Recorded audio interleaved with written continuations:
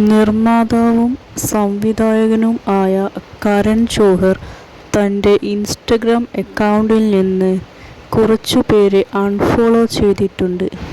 എന്തുകൊണ്ടാണ് അവരെ അൺഫോളോ ചെയ്തത് എന്നാണ് ആരാധകർ അന്വേഷിക്കുന്നത്. കരൺ ജോഹറിൻ്റെ അടുത്ത സുഹൃത്തുക്കളെയാണ് അദ്ദേഹം അൺഫോളോ ചെയ്തിട്ടുള്ളത്.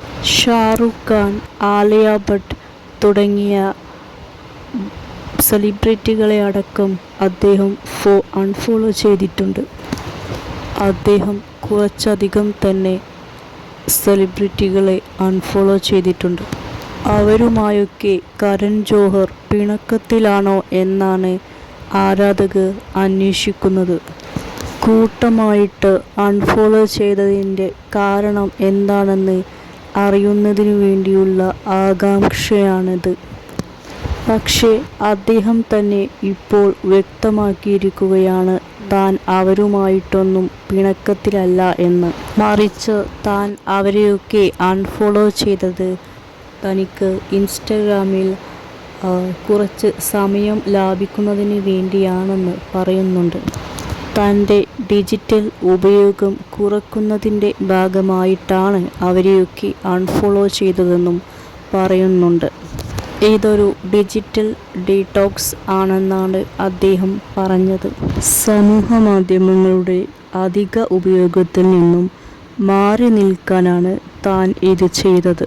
ഇങ്ങനെ ചെയ്യുന്നതിന് ഡിജിറ്റൽ ഡീടോക്സ് എന്നാണ് പറയാറ്. ഇതൊരു ദേശീയ വാർത്തയാക്കരുത് എന്ന് അദ്ദേഹം ഇൻസ്റ്റഗ്രാമിൽ കുറിച്ചു. ഇപ്പോഴും കരൺ 78 പേരെ ഫോളോ ചെയ്യുന്നുണ്ട്.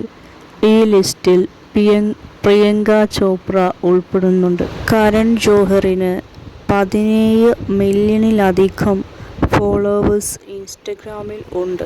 കരൺ തൻ്റെ 54ാം ജന്മദിനം ആഘോഷിക്കുന്നതിൻ്റെ തിരക്കിലാണ്.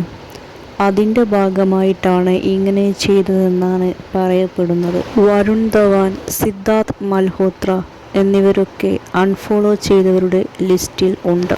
മാനസിക ഉന്മേഷത്തിനു വേണ്ടി ആളുകൾ ഡിജിറ്റൽ ഡീടോക്സ് ചെയ്യാറുണ്ട്. കരൺ മാനസിക ഉല്ലാസത്തിനു വേണ്ടിയാണ് ഡിജിറ്റൽ ഡീടോക്സ് ചെയ്തത് എന്ന് തന്നെയാണ് ആരാധകർ കരുതുന്നത്. ആദ്യം ആരാധകർ കരുതിയിരുന്നത് സെലിബ്രിറ്റീസുമായിട്ടൊക്കെ കരൺ പിണക്കമായതുകൊണ്ടാണ് പെട്ടെന്ന് തന്നെ അവരെയൊക്കെ അൺഫോളോ ചെയ്തതെന്നാണ്. പക്ഷേ പിന്നീട് കരൺ തന്നെ തൻ്റെ ഇൻസ്റ്റഗ്രാം കുറിപ്പിലൂടെ വ്യക്തമാക്കി താൻ ഡിജിറ്റൽ ഡീടോക്സ് ചെയ്തതാണെന്ന്. അതിനുശേഷമാണ് ആരാധകർക്ക് മനസ്സിലായത് അദ്ദേഹം സെലിബ്രിറ്റീസുകളുമായിട്ടൊന്നും പിണക്കത്തിലല്ല എന്നുള്ള സത്യം. പെട്ടെന്നുള്ള ഈയൊരു അൺഫോളോ ചെയ്യൽ ആരാധകരിൽ ഒരു ആകാംക്ഷ തന്നെ ഉളവാക്കിയിരുന്നു. എന്തുകൊണ്ടാണ് ഇങ്ങനെ സംഭവിച്ചത് എന്നുള്ള കാര്യം. പക്ഷേ ഈയൊരു കാര്യത്തിൽ കരൺ തന്നെ കാരണം വ്യക്തമാക്കിയതുകൊണ്ട് ആ ഒരു ഡൗട്ട് തീർന്നു. അവരുമായിട്ടൊക്കെ പിണക്കമാണോ എന്നുള്ള ഡൗട്ട് ആരാധകർക്കിടയിൽ ഉണ്ടായിരുന്നു. ആ ഒരു ഡൗട്ട് തീർന്നു.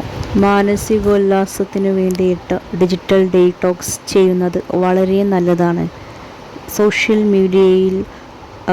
മീഡിയയ്ക്ക് വേണ്ടി ഉപയോഗിക്കുന്ന സമയത്തിൻ്റെ അളവ് കുറയ്ക്കുന്നതും വളരെ നല്ലത് തന്നെയാണ്. ആ ഒരു സമയം നല്ല പ്രൊഡക്റ്റീവായിട്ടുള്ള എന്ത് കാര്യത്തിനും ഉപയോഗിക്കുന്നത് നല്ലതായിരിക്കും.